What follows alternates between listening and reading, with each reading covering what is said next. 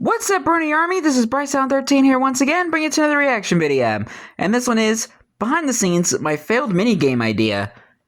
This is kind of a unique one, because apparently he had a minigame idea that kind of failed. So we're getting a little behind the scenes of that, and I wonder what this failed minigame idea he had was. We will find out in 3, 2, 1, start.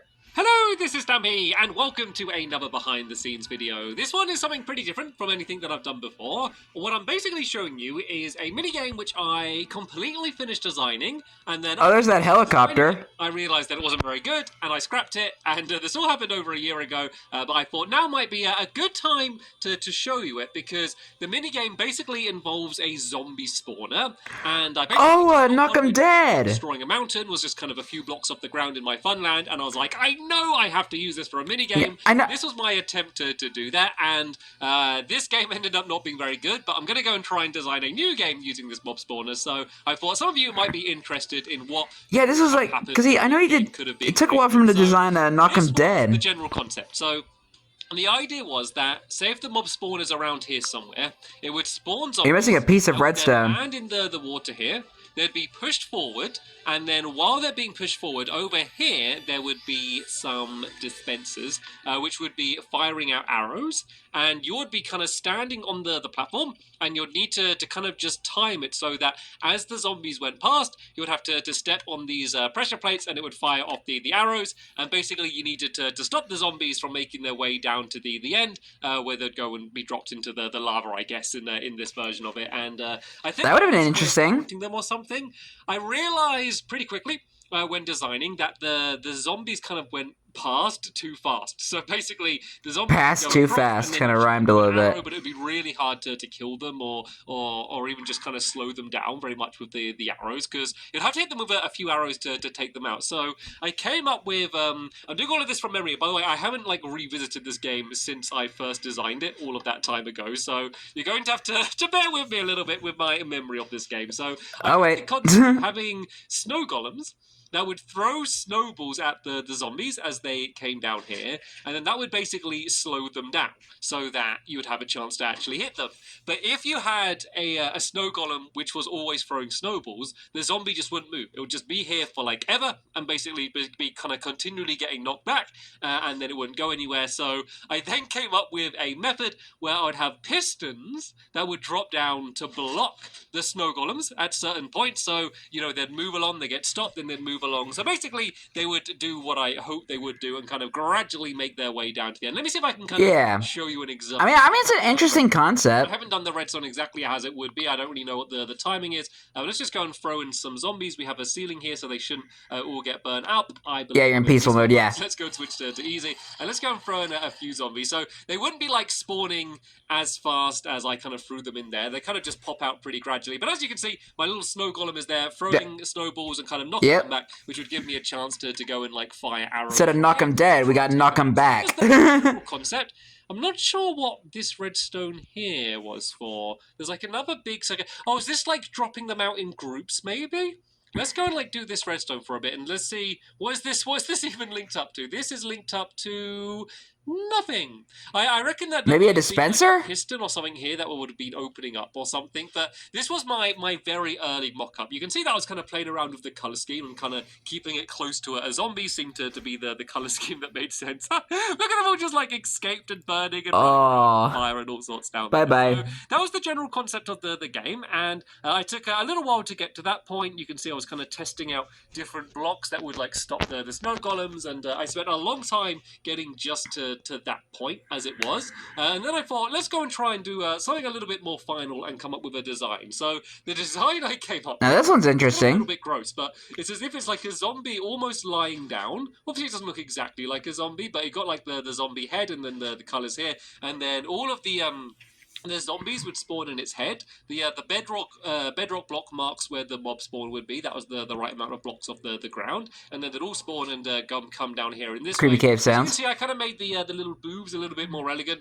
The redstone was all completely on show. I mean, I could have built some massive thing over it, covering it up. I think I thought that I'll just leave the redstone on show. It just didn't matter too much. So especially when you're down, It's you alright. don't even really see it that much. You kind of a little bit. So that was the design for them. Bit of an eyesore. Targets, which kind of marked where the arrows would go to. So you can see that that's pretty roughly where the arrow would hit. Of course, like the arrows don't go into the exact same place every time, so it's hard to be exact. But it kind of gave you a good idea of I want to step on this pressure plate as the zombie goes past here. And as you can see, the dispensers are kind of a little bit more elegantly hidden inside of the block there.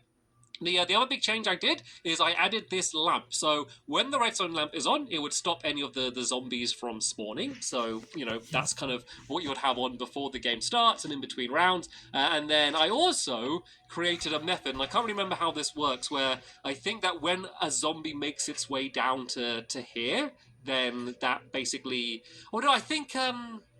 Yeah, I think it needs to be a zombie needs to be standing in here. And yeah, that kind of stops all the redstone. For some reason, it fires out arrows as well. I guess is that to kill the zombie? I'm not sure what the arrows here are for. They're obviously here for some reason. Maybe to take them out, maybe? Of course, if you kill them as they're going down, these hoppers would... That's what I'm guessing. The rotten flesh and put it inside of here, just so the rotten flesh, I guess, wouldn't set off the tripwires.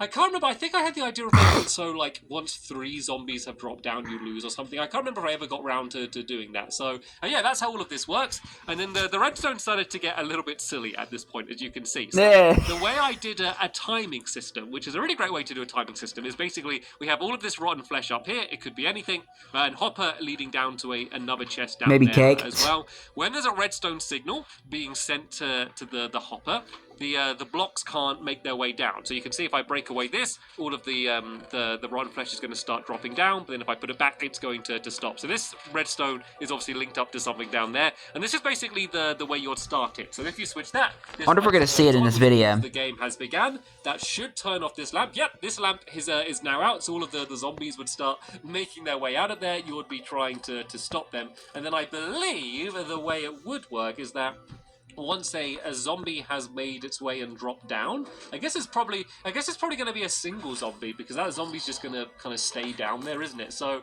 I guess that once a zombie's down there, that's going to turn the light on, and then that would mark the end of the game. And this light stays Sorry, on. fire was bothering me. To turn that light off. So I guess, yeah, once one zombie's made its way down, that's going to be the end of the game there. So that's pretty much the game in a nutshell. So you would kind of just be standing here, dodging between these 3, trying to hit the zombies.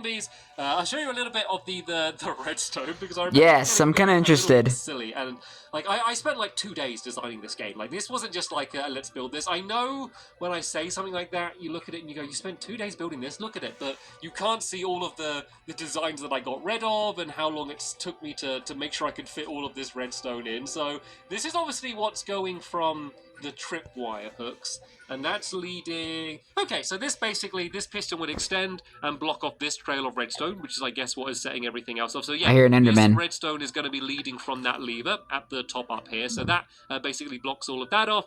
And then this, hey, Fred. This one will be going to that redstone torch, which is stopping the hopper.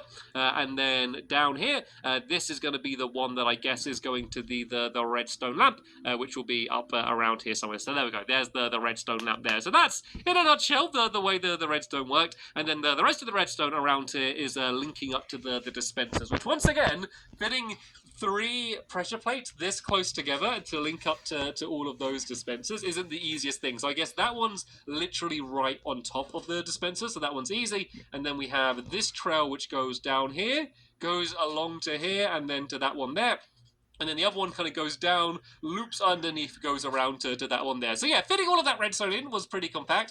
I will be honest, I wasn't looking forward to building that in my lovely world. Back when I thought I could see building this in my lovely world. So what I thought I'd kind of just end with is kind of talking about, you know, why did I not do this game? The game is pretty complete. It pretty much works. There's probably a few tweaks I'd have to have. Yeah, but he had to completely change it. It just wasn't very fun. Like, the idea of it I liked. Like, it sounds fun. That's the thing. It looks kind of pretty cool with the big zombie head and all the snow golems and that.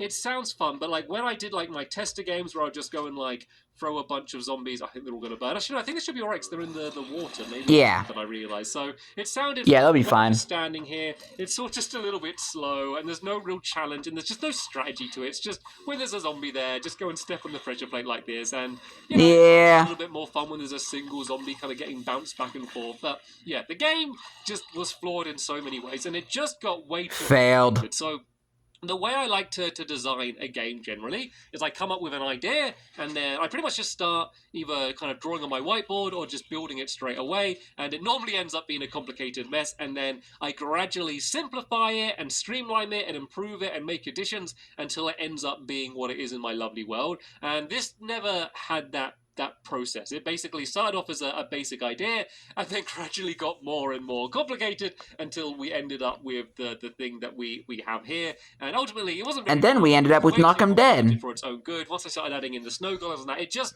started to get silly. The redstone got to become a bit of a mess, and yeah, I just realized that I was just kind of carrying on with the idea because I liked the idea of the idea more than the idea itself. I like the idea of the idea. A lot of people think that when I come Never heard that before. mini games or whatever it is, that I'm just sitting there and I go, oh, I've got an idea, we could do this, and then I build it. And in a way, that would be way more impressive if I could. This is an amazing idea. Saying about, how can you come up with ideas so quickly? And the truth is you start with a Hello, Jousting Take One Studio. A big, ugly rock of an idea, which is something very simple and something very obvious, and then the real skill is kind of chiseling it down and improving it and streamlining it, and then, sometimes you end up with a just a bigger ugly rock in the middle, and sometimes you end up with a diamond in the middle, but you can't know until diamond in the rough. Really working it out, and it's a lot of the small details that kind of end up making a game a good game, a bad game, or possibly even a great game. So yeah, the game that was not to be. I don't think I ever came up with a name for it. I'm looking around for a sign here. Sometimes I put down a sign. Nope. I don't think I ever came up with a name. So I'm going to go and now start trying to design a brand new minigame, which has something to do with the zombie spawner. I don't want to do just like a battle arena thing because it's just so obvious, and I just don't think it'll be very much fun. So I'm going to have to try and come up with some interesting use for all of the zombies that are going to be coming out. The difficult thing is that zombies kind of pop out quite randomly from it, and so that's kind of one of the more difficult things to design around. So I'll give that a go, and hopefully I'll record a behind-the-scenes video of that, and then we can see... Can't wait to check that out. A better minigame which kind of came out from the same concept. But hopefully you enjoyed this video. Let me know if you want to see anything else like this. I don't have loads of things like this where I kind of finished designing them, but there's a whole bunch of failed ideas that didn't lead to anything that I could possibly show you in more videos like this in the future. But apart from that, that is the end of this video here, so thank you so much for watching. You're welcome. I'll see you all later. Bye! Goodbye, Stampy. So that's kind of interesting. We get to see a prototype of the Knock 'em Dead minigame. Well, Knock 'em Dead before it became Knock 'em Dead, basically. Because I know he had to spend a lot of time working on that game because he found a mob spawner when he was taking out a giant mountain in the back of the Funland, and then he thought, let's make that a minigame, and then try to design the minigame around it. So, and it took him a long time, but I'm glad he finally came up with a game that's actually fun. And that's how he got Knock 'em Dead. But it's quite interesting to see how this minigame kind of started out with the with what we saw in this video as a failed minigame idea. I just find it kind of interesting. But anyway, I hope you guys enjoyed this episode, as I had fun reacting to this episode. In the next episode is another behind the scenes video, but I'm not sure what it's going to be yet. Maybe it might actually be Knock 'em Dead, but who knows? But we'll find out soon enough. But until then, like, comment, subscribe, and turn on notifications so you don't miss a video. Thank you much for watching, and I'll see you guys next video. And as always, stay awesome and Issa Raponi.